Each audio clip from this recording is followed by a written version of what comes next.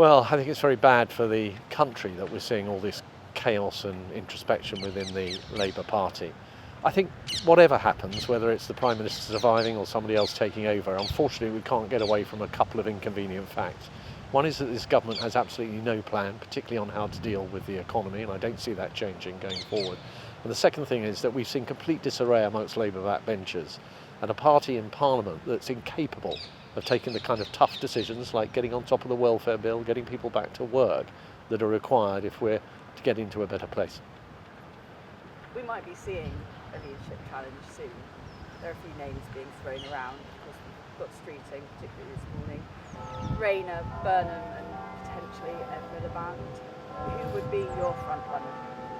Well, these are matters for the Labour Party internally, but what we can't get away from is we're in a period of absolute chaos when our country is facing into some of the biggest challenges that it's faced in many years, a war in the Middle East, spiking oil prices, inflationary pressures, and yet we've got all of this noises off going on in government.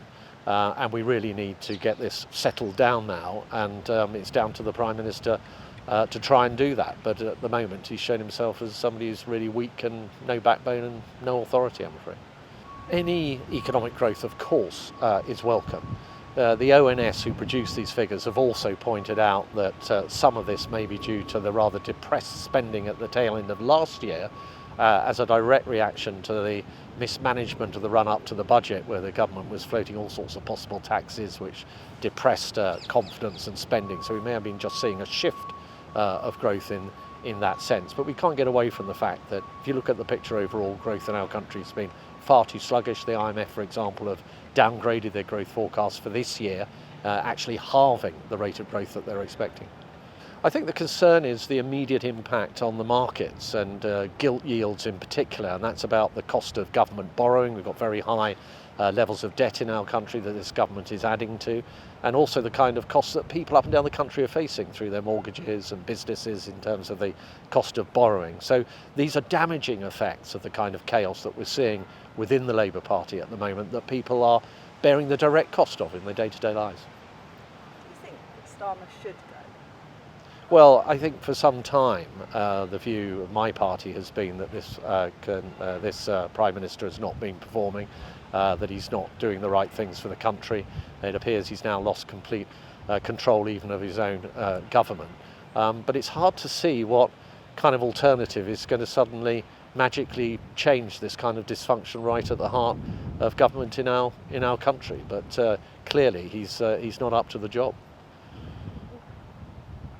For the Conservatives, the other options, as I said, Miliband, Streeting, Rayner, would they be better or worse for the Conservatives? I think anybody running the parliamentary party that Labour have at the moment is going to be in a very similar position to the Prime Minister.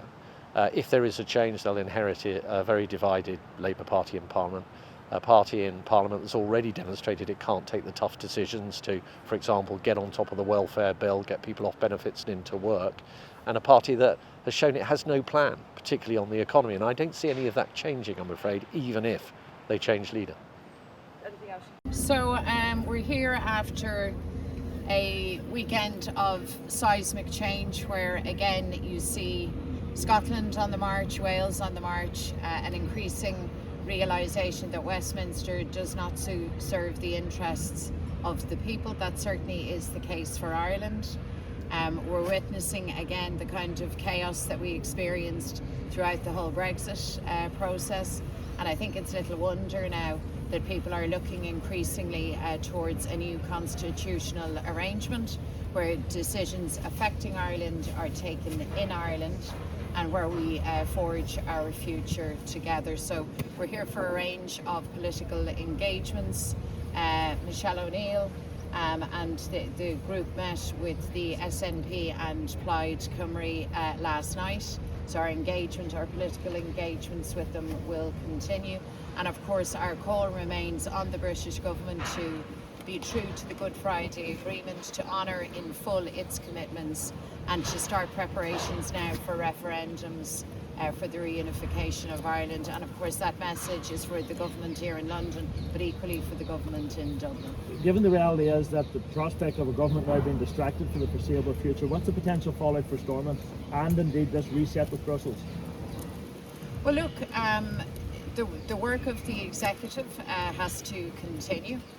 We're always very conscious that the powers of the institutions are constrained, but nonetheless Michelle leads the executive and works for the betterment of every person to the best of our ability. That work will continue. It is testing, it is challenging. Michelle will want to say something more about that. On the reset with Europe, I mean, the reality is that we are all living in a world that is increasingly changed and volatile, and we all have to respond to that. How the British government chooses to position itself on international affairs or its relationship with the European Union is of course a matter for themselves. Our concern is Irish interests. Our concern is that Irish interests are not damaged in any way, whatever position or decision is taken here by whoever it is that might occupy number 10 Downing Street. What's your And concern? I think as the melodrama unfolds here, we're left, the people at home are left wondering, where's the support for cost of living? How are they going to get through these times? We as an executive are in the middle of trying to set a budget.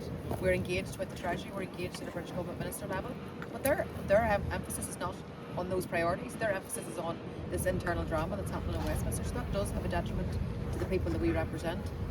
So that's why I think people understand increasingly so that their future needs to be beyond the limitations of this Westminster drama. They brought us Brexit, they brought us austerity, they brought us chaos after chaos. I think people want better, deserve better.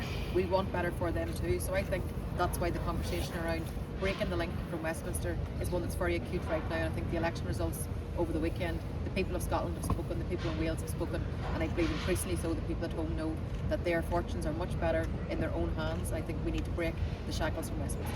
Does it matter to you who's Prime Minister, who's leader of the Labour Party? Because it looks as if that's all in the mix now. I think that regardless of who occupies number 10, they never have and never will prioritise our interests at home.